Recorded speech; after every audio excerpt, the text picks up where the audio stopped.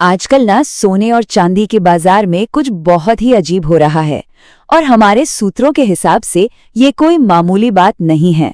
तो चलिए आज इसी गुत्थी को सुलझाने की कोशिश करते हैं। अच्छा, क्या पिछले कुछ दिनों में किसी ने सोना, चांदी या शायद क्रिप्टो खरीदने की कोशिश की और क्या ऐसा हुआ कि क्रेडिट कार्ड से पेमेंट करने गए और ट्रांजैक्शन बस फेल हो गया बिना किसी खास वजह के? अगर ऐसा हुआ है तो ये कहानी जानना बहुत जरूरी है। हमारे सूत्र तो ये कह रहे हैं कि ये कोई टेक्निकल गड़बड़ी मतलब कोई ग्लिच नहीं है, ये तो जानबूझकर की जा रही एक रुकावट है। ऐसा लग रहा है मानो बैंक्स जानबूझकर लोगों को सोना चांदी जैसी असली दौलत खरीदने से रोक रहे हैं। पर सवाल यह है कि आखिर क्यों? इस पूरी सिचुएशन को समझने के लिए हम कई चीजों पर गौर करेंगे। हम देखेंगे कि कीमतों में ये अजीब उछाल क्यों आ रहा है, बैंकों के शॉर्ट स्क्वीज का क्या मतलब है और कैसे इतिहास खुद को दोहराता दिख रहा है। हम कागजी और असली चांदी के फर्क को भी समझेंगे और ये जानने की कोशिश करेंगे कि आगे क्या हो सकता है। तो चलिए सबसे पहले उस सबसे बड़े आरोप को ही देखते हैं जो हमारे सूत्र लगा रहे हैं कि बैंक एक शॉर्ट स्क्वीज में फंस गए हैं। उनके मुताबिक बैंक इस वक्त एक बहुत ही मुश्किल फाइनेंशियल सिचुएशन में है। अब सवाल उठता है, ये शॉर्ट स्क्वीज आखिर होता क्या है? देखिए, इसे आसान भाषा में समझते हैं। मान लीजिए कुछ बड़े खिलाड़ी शर्त लगाते हैं कि किसी चीज की कीमत नीचे जाएगी, लेकिन होता इसका ठीक उल्टा है। कीमत अचानक ऊपर भागने लगती है।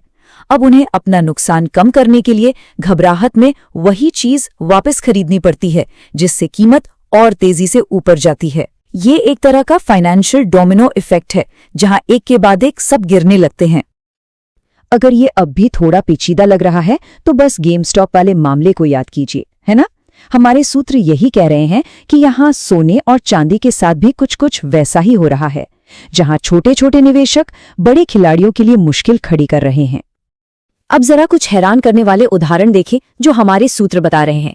चेज बैंक ने कथित तौर पर $500 से ज्यादा के गहनों के ट्रांजैक्शन को अपने आप ही रिजेक्ट करना शुरू कर दिया है। वेल्स फार्गो तो सोने चांदी की हर खरीद को ब्लॉक कर रहा है, चाहे वो कितनी भी छोटी क्यों ना हो। और बैंक ऑफ अमेरिका, उसने तो कीमती धातुओं और क्रिप्टो के लिए कुछ खास मर्चेंट कोड ही ब्लॉक कर दिए हैं। तो सूत्र का तर्क ये है कि ये सब कुछ धोखाधड़ी से बचाने का बहाना है। असली मकसद तो है कैपिटल कंट्रोल।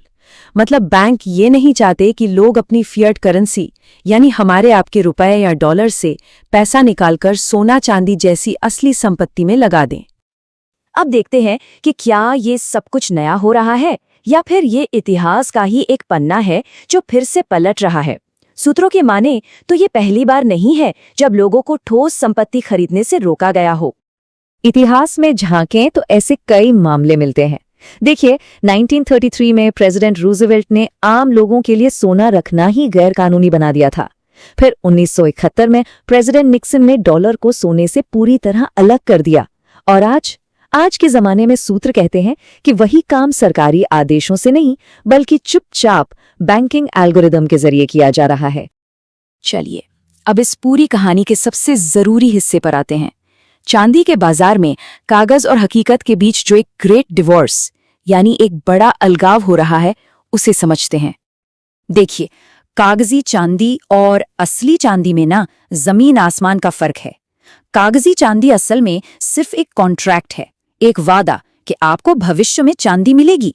और सूत्र कहते हैं कि इन वादों की कीमत से छेड़छाड़ करना बहुत आसान है।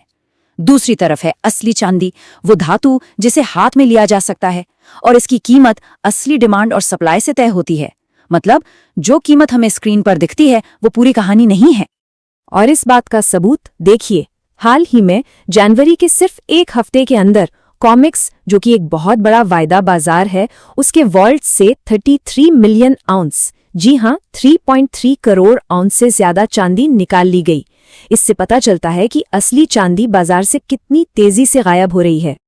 तो सवाल है कि ये सारी चांदी जा कहाँ रही है, इसकी डिमांड आ कहाँ से रही है? देखिए, चीन जैसे देश हजारों टन चांदी इंपोर्ट कर रहे हैं और अब अपने यहाँ से एक्सपोर्ट पर रोक लगा रहे हैं।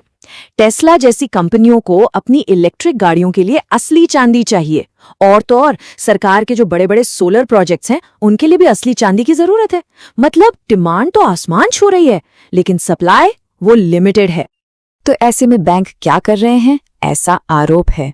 सूत्र कहते हैं कि सीएमई ग्रुप ने सिल्वर फ्यूचर्स पर मार्जिन की जरूरत को अचानक 7% बढ़ा दिया। मार्जिन वो पैसा होता है जो ट्रेड करने के लिए जमा करना पड़ता है। अब जब ये बढ़ता है तो ट्रेडर्स पर अपनी पोजीशंस बेचने का दबाव बनता है। नतीजा, कागजी कीमत नीचे गिर जाती है, भले ही असली चांदी की डिमांड बढ़ती ही जा रही हो। तो अब सबसे बड़ा सवाल यही है कि आगे क्या होगा, इस खेल का अंत कैसे होगा। चलिए स्रोत के नजरिए से इसे समझने की कोशिश करते हैं। हमारे सूत्र इस मार्केट को समझने के लिए कुछ जरूरी सलाह देते हैं।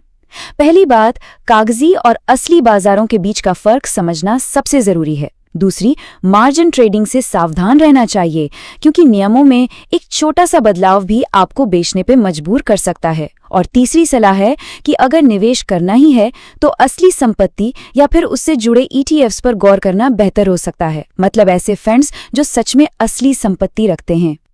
और आखिर में ये पूरा विश्लेषण एक बहुत बड़ा सवाल हमारे सामने छोड़ जाता है। यहाँ से सोने और चांदी की कीमतें आखिर कहाँ जाएंगी जब कागजी बाजार की एक बनावटी दुनिया असली दुनिया की जबरदस्त डिमांड से टकराएगी? तो नतीजा कुछ भी हो सकता है। यकीनन ये सोचने वाली बात है।